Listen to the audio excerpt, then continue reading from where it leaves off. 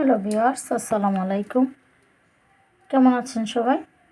আমি একটি মজাদার রেসিপি তৈরি করব। রেসিপিটা কিন্তু দারুণ টেস্ট, আজকে তৈরি করে দেখাবো। তো মজাদার রেসিপিটা হলো এই যে ছোটো মাছগুলো আমি কিন্তু ভালো করে ধুয়ে তারপরে দেখেন ভেজে নিয়েছি। আর এখানে কিন্তু পেঁয়াজ কুচি আর টমেটো কুচি কাঁচামরিচ কুচি করে রেখে দিয়েছি। আমি চুলাতে তেল বসিয়েছি। আর এখন আমি কিন্তু একটা পাত্রের মধ্যে এখান থেকে মশলা নিয়ে নেব, কারণ যেহেতু অল্প একটু সেহেতু পরিমাণ করে এখানে নিয়ে নিই, তারপর এটা কষাতে হবে, তো এই জন্য এখানে নিয়ে নিতে হবে। তো এই যে দেখেন আমি হালকা একটু হলুদের ফাঁকি নিয়েছি, হালকা পরিমাণে, বেশি না, অল্প, এই যে অল্প। আর এখান থেকে অল্প একটু মরিচের ফাঁকি দিয়ে দিই। মরিচের ফাঁকির বিষয়টা হচ্ছে যা যেরকম খান, যেরকম জাল খান সেরকমই রান্না করবেন। আর এখান থেকে একটু ধনিয়ার ফাঁকি দিয়ে দিই, হালকা একটু লবণ দিয়ে দিই, বেশি না, কারণ অল্প একটু তরকারি। এটা একসাথে করার উদ্দেশ্য হচ্ছে এটার মধ্যে একটু পানি অ্যাড করে ঘুলে তারপর কিন্তু তুলে দিব, এই জন্য। এখন আমি কিন্তু পেঁয়াজ কুচিগুলো তুলে দিয়ে দিই। ওই যে আমি এখানে কড়াই বসিয়েছি, ওখানে কড়াইতে তেল দিয়েছি, তেলের পরিমাণটাও কিন্তু অল্পই দিয়েছি, বেশি না। বেশি তেল খাওয়া যাবে না, বেশি তেল খেলেও সমস্যা। সব কিছু পরিমাণ করে খেতে হবে। আর এটা ভালো করে ক্লিন করে এবং ভালো করে যেভাবে রান্না করে টেস্ট হয় সেভাবে করতে হবে। এখন কিন্তু আমি আমার এই পেঁয়াজ কুচিগুলো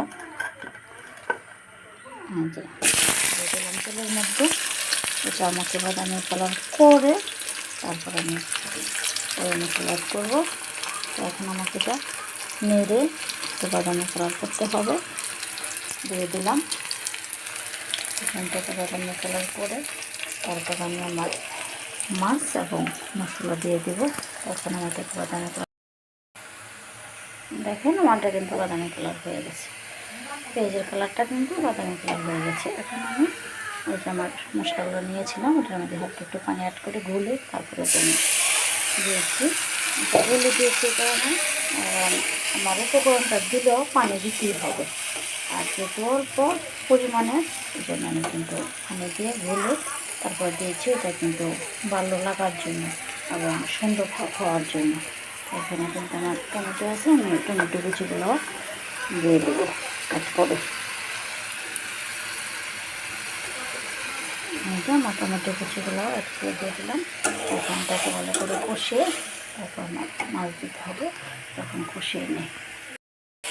আর যে আমার মশলা এবং টমেটো পেঁয়াজ তার সাথে কষিয়ে তেল হয়ে গেছে, এভাবে কষিয়ে তেল করে তারপরে কিন্তু আমার মাছ দিতে হবে। এখন আপনার যে মাছই রান্নাবেন, যাই করেন, যেভাবে রান্না করেন ওইভাবে সেই তেলটা করে দেবেন, তাহলে কিন্তু অনেক টেস্ট লাগবে। আর এখন আমি আমার এই ছোটো মাছগুলো দিয়ে দিলাম। এখন কিন্তু আমি তাকে উল্টিয়ে ফুটিয়ে তারপর পানি দিয়ে দেবো। এইভাবে রান্না করলে রান্না করতে মন ভালো হয় এবং রান্না সুস্বাদু হয়। তো আপনারাও এভাবে রান্না করবেন।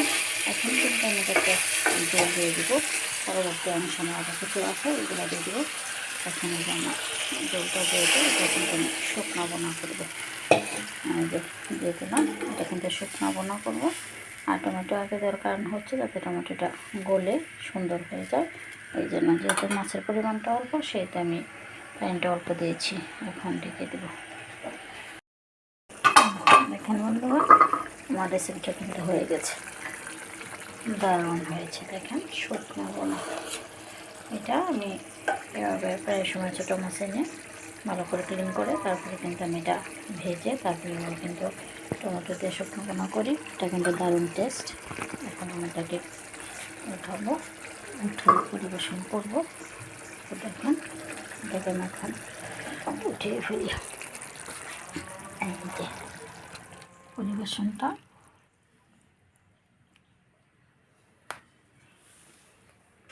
ওয়াও, দারুণ হয়েছে।